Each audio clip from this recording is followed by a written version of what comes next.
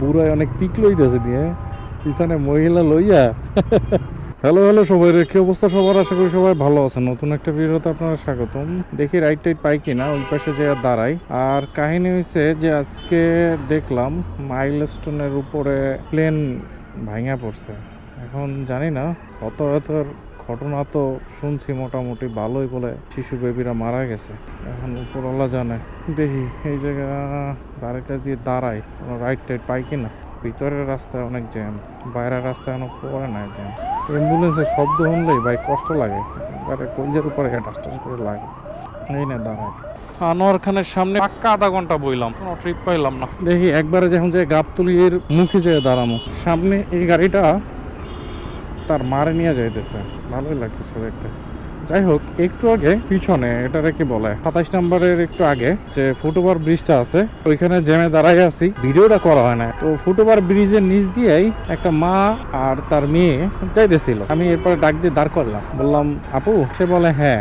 আমি বললাম যে আপু আপনারা কি রাস্তা ক্রস করতেছেন? সে বলে হ্যাঁ। তারপরে বললাম যে আপু আপনার মাথার উপরে ফুটওভার ব্রিজ, এটাকে আপনি দেখতেছেন না? তখন মহিলাটা হাইসা দিছে। দেখেন, সে তার মেয়েকে হাত ধইরা কিভাবে রং পথে যায় এটা শিখায়। এগুলো কিন্তু মনে হয় যে আপনার কাছে অনেক ছোট ছোট বিষয়, বাট এটা দিন শেষে ভাই অনেক বড় কিছু। আপনি শিখাচ্ছেন আপনার সন্তানকে যে রং মাইরা কিভাবে যাইতে হয়। বুড়ায় অনেক পিক লইতেছে দিয়ে পিছনে মহিলা লইয়া পুরা ফাপড় হয়ে আছে লোকে।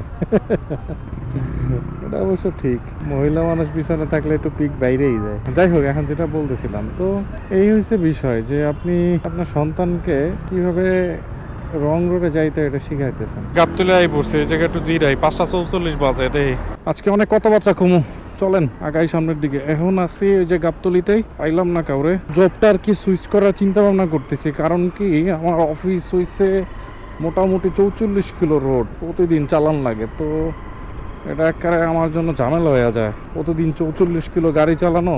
আর যদি সপ্তাহে 2 দিন ছুটি থাকতো তাহলে একটা কথা ছিল, সপ্তাহে মাত্র 1 দিন ছুটি। তো পারছেন, এই জন্য জব সুইচ করার জন্য চিন্তা ভাবনা করতেছি। দেখি আল্লাহ ভরসা, যদি হয় তাহলে অ্যাজ সুন অ্যাজ পসিবল জবটা সুইচ করে ফেলবো। আচ্ছা যাই হোক, যেটা বলতে চাচ্ছিলাম যে মাইলস্টোনে প্লেন পড়ছে আর কি, শেখার জন্য যে প্লেনগুলো আছে ওগুলা পড়ছে। এগুলো এখন হট নিউজ এখন বর্তমানে বাংলাদেশে। কারণ কাহিনী হচ্ছে যে ভাই, আমি ওই রোড দিয়ে আগে প্রতিদিন যাইতাম, কারণ আমার অফিস ছিল ওইখানে। তো আমি যখনই শুনছি সাথে সাথে আমার ভাইরে ফোন দিয়েছি, কি অবস্থা কেমন কি। ওই রোডটা দিয়া যখন মেট্রো রেল শুরু হয় না, তখন থেকেই মানে ধরেন ওই রোড দিয়ে টানা 3-4 বছর আমি যাওয়া আসা করছি। ওই রোডটার উপরে অনেক মায়া, ওই যে গোল চত্বরটা আছে না, ওই জায়গা দিয়া এখনো ফুটেজ আছে অফিসে যাওয়ার, দেখাই দিতেছি, দাঁড়ান এই যে দেখেন। তো বিষয় হয়েছে যে ভাই খারাপ লাগে, বুঝতে পারছেন, এটা আসলেই খারাপ লাগে। কয়দিন আগে ভারতে হইলো, এখন আবার এই ছোট ছোট বাচ্চারা। আল্লাহ, জানি না রাজনৈতিক কোনো প্রেক্ষাপট আছে কিনা, বলতে পারি না ভাই। কারণ কি দিন শেষে দেখা যায় কেঁচো করতে কুমির বের হয়ে আসে। Hello, check check. আমার ব্যাটারিটা শেষ হয়ে গেছে, চেঞ্জ করে লইলাম। ক্যামেরাটার যে কি হয়েছে, মেমোরিতে সমস্যা দেখা দিচ্ছে, কথা শোনা যায়। Hello hello hello. ভাই বাদাম কত? 10 টাকা। ভালো হবে, গরম গরম, পুরোপুরি গরম, ধন্যবাদ। তো কাহিনী এসে বাদাম কিনলাম, খাইতে খেতে যাবো না। চলেন আগাই সামনে। ভাইরে ফোন দিলাম, ভাই মানে মনটা খারাপ, তার খারাপই হওয়ার কথা। আপনার সামনে যদি দেখেন যে লাশ বাইরেতেছে, ছোট ছোট বাচ্চা, তাও আবার। ভাই আমার বেবি হওয়ার পরে আমি বুঝতেছি যে ছোট বাচ্চাদের যে কি মর্ম, বা নিজের সন্তানের যে একটা মায়া, এটা আমি এখন হারায় টের পাইতেছি। ভাই তাদের বাবা মার অবস্থা কি আমি জানি না ভাই, আল্লাহ আসলে তাদের শক্তি দান করো। যাই হোক, ভিডিওটা থেকে আজকের মতো এখানে বিদায় নিতেছি, কারণ আমার কথা বলতে আর ভালো লাগতেছে না, বুঝতে পারছেন, মনই গেছে খারাপ হয়ে। হাইওয়ের মধ্যে গাড়ি পুরো ঘুরাই দিয়েছে। সবাই তাদের জন্য দোয়া করে।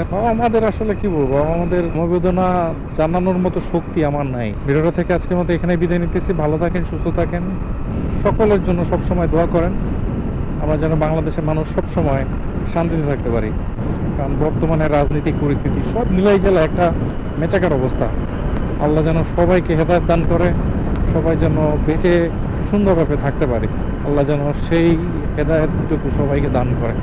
ভালো থাকেন, সুস্থ থাকেন, আল্লাহ হাফেজ।